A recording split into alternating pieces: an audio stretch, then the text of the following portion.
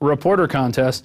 The Obama administration recently spent $3 million to convince us that we all live healthier lives if we sign up for food stamps and get our liquor, discount cigarettes, and beer by using them.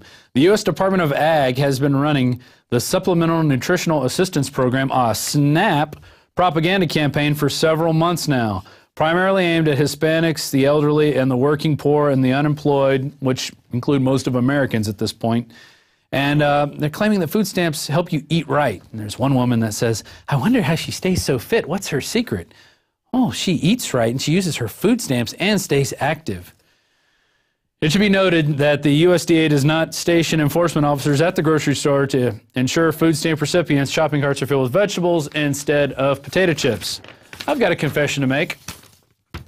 I was on food stamps at one point. When I was in college, I had a little bit of help from my parents, but basically the money that I earned working was what I had to spend, on beer, going out, eating, bills, whatever. That's what I had. I didn't have money to buy CDs back then. And it got bad for a while for about 6 months I was on food stamps. And you know what I spent it on? I spent it on food. I didn't spend it on liquor because back in West Virginia, they didn't let you buy liquor with it. You could only buy food, but now I guess you could buy anything, obviously.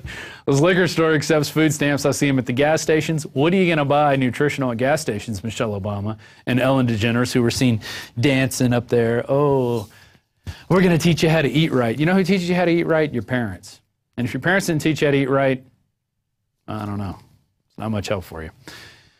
Moving on, get ready to hold your breath, people. Arpaio is set to unleash shocking Obama birth certificate revelations, but it's going to be in 2 weeks. I can't disclose to you what we discovered, says Mike Zullo, but it's going to be a shocking revelation at our press conference. Don't worry, it's going to be July 17th at 2:30 p.m. I can't imagine why they would do this, but this whole 2 weeks thing only makes me think of one thing. It'll take 2 weeks. Here's your pomade. 2 weeks? Excuse me? 2 weeks? That don't do me no good. 2 weeks.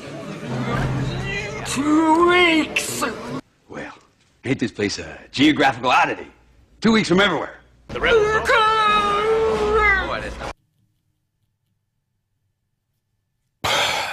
I'm holding my breath. We got to wait 2 weeks to hear these amazing revelations. Sheriff Joe, didn't you learn anything from Breitbart? I mean, really. Mike Zullo, didn't you learn anything from Breitbart? I mean, you guys have stepped up your security, but 2 weeks? Come on. Put this information out now. Even if it's not in perfect font or form or if it's not in a PDF, we don't care. We want to hear it. We need to get it out there. Don't wait, please. I hope this is a ruse and you're going to come out with it tomorrow. Please tell me you're going to do it tomorrow, Sheriff Joe. Well, we may have to wait till July 17th, but we will report on it, whatever he says, even though the mainstream media won't. WorldNet Daily is going to report on it. They're actually going to stream the press conference live. But don't expect the mainstream media to report on it because you got Obamacare now, and you're ready. You're ready for the next thrashing the government's going to give you. Now we're going to move on to a section of Planet InfoWars. Actually, Daily Quote. Almost forgot. Brought to you by the President Clinton's Deputy Secretary of State, as quoted in Time, July 20th, 1992. This is Strobe Talbot. In the next century, nations as we know it will become obsolete. All states will recognize a single global authority. National sovereignty wasn't such a great idea after all. Look at that little nerd telling you that national sovereignty isn't a good idea and give up all your rights for global government. And he said that in 1992, and now we're 12 years into the new century, and we have to buy our health care from the insurance companies because you're too stupid to figure out how to take care of yourself unless an insurance company sells you that plan. You have to be on pharmaceuticals, you have to take your vaccines, you have to drink your fluoridated water, and that's the only way you're going to be safe in this government. All right, now we're going to go to a Planet InfoWars piece, and this is done with Christy Hightower and Alex Jones. This was actually the first Ask Alex segment, and for some reason it got kind of lost in the cracks of all the media that we produce here, and we're going to go to it now, and then we're going to go to break. We're going to come back with Matthew Stein, a 30-minute interview. Get your pens and papers ready. Lots of tips that we throw at you fast and furious, especially, no pun intended, especially if you're out there in some of these areas that have been affected by the power outages, or if you live in a wildfire area. This could be some information that could save your property, save your life. So that's coming up.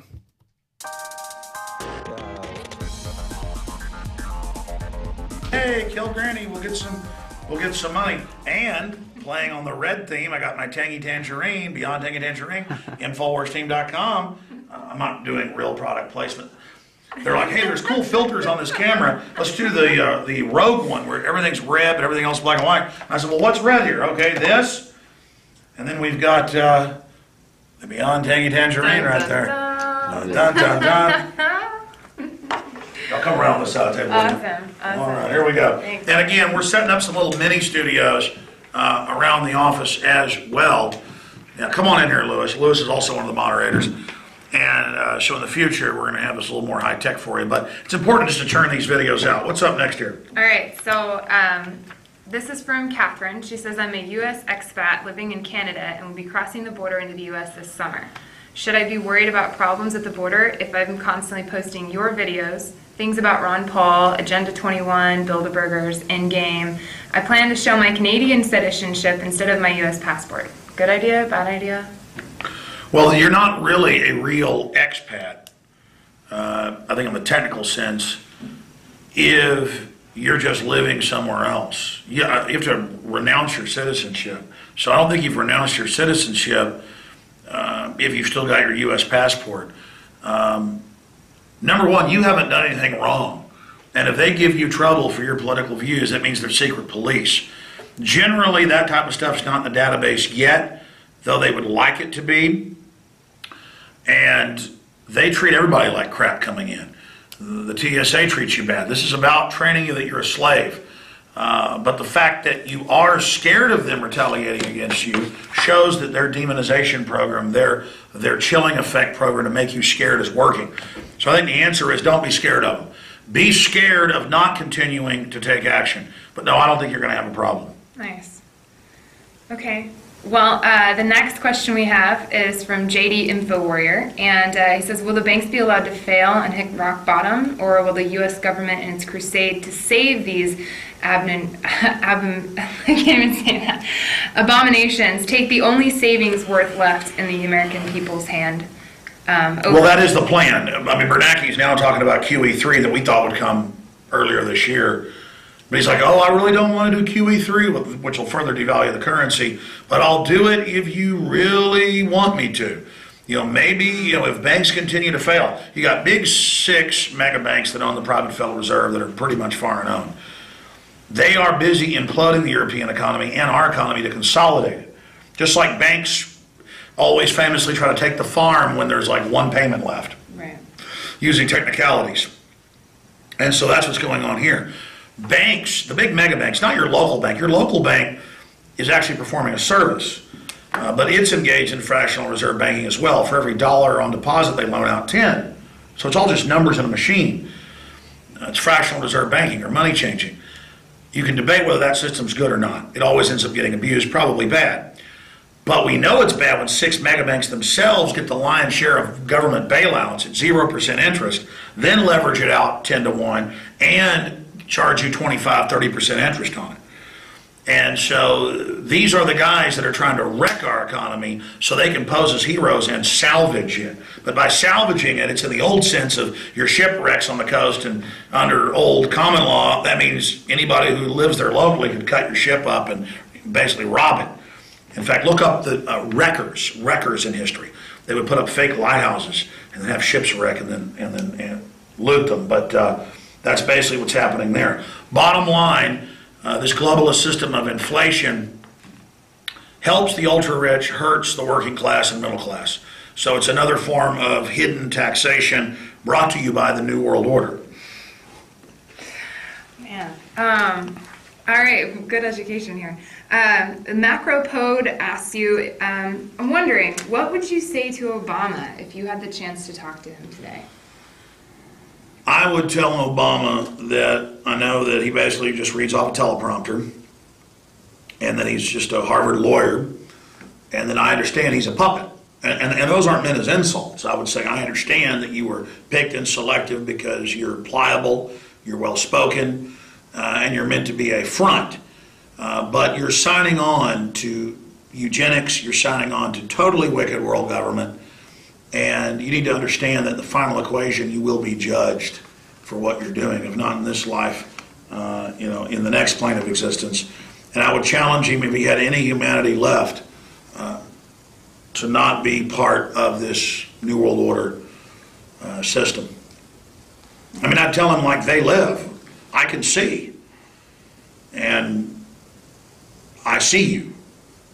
I mean, what does it mean to go to these big dinners? I would say to him, I bet when you were climbing the social ladder as a foundation front, that you wanted to attain success and you wanted the goal. Now you're the president. Now you see that it's all just a bunch of bull. A lot of people, when they actually do finally get power, realize, well, this is no big deal. There isn't some magic cloud nine you get to where everything gets great. Yeah. And so I tell him, be like JFK. Actually try to do things, and even if you get killed in the process, so what? At least you've got some humanity. But somebody like Obama, I mean, they vetted him up one side and down the other. I might even hold my breath. Unless it was in public, and then as a prop, because that's all Obama is, as a prop, I would say things to him to then get people out there to actually ask themselves that question. But I think Obama's a dead end.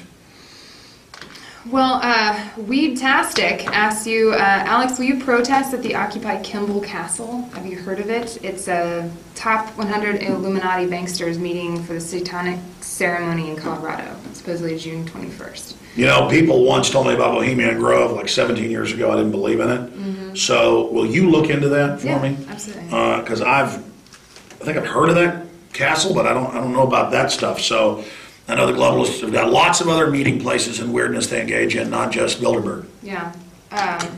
Okay, Patrick asks, Alex, I really like it when you show the lighter side of the world, such as its infinite beauty and the good that people do.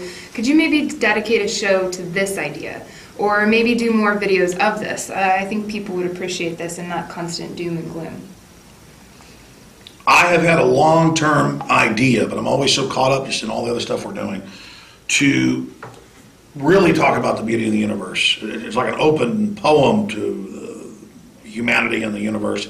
Instead of just saying, look at the detail of the eye, or look at a beautiful planet we're on going through space and the stars and the sunrise and sunset, little fish in a pond swimming around. I mean, that's an ode to the beauty of the planet and all that's good, but to really, just for months, mark down all the good things that are out there. Maybe we should create a group that is the beauty of the universe, where people could talk about what they think is best in the world, that, of course, the globalists wage war against eternally. I mean, it's like they're the devil. I hadn't seen it since I was a teenager, and I bought it so I could watch it on the treadmill, the DVD of that movie that Ridley Scott put out with Tom Cruise, Legend. And it's like, the goblins want to kill a unicorn. You're like, oh, that's silly. But all of that's an archetype. That's what the globalists are doing with their GMO, with everything. They really do like wrecking things that are innocent and good. Look at the school system. They want to wreck innocence and sell it as if it's cool and fun and great. So yes, we should have a group about beauty in the universe. Something to fight for. Yeah, exactly. What's good? Yes, let's do that. Cool. All right. Absolutely. Because I do want to start maybe even having a news segment on the radio or TV once a week where we talk about what's good in the world, or people that did the right thing, and talk about military that said no to vaccines, or parents that said no, or people that, steadfastly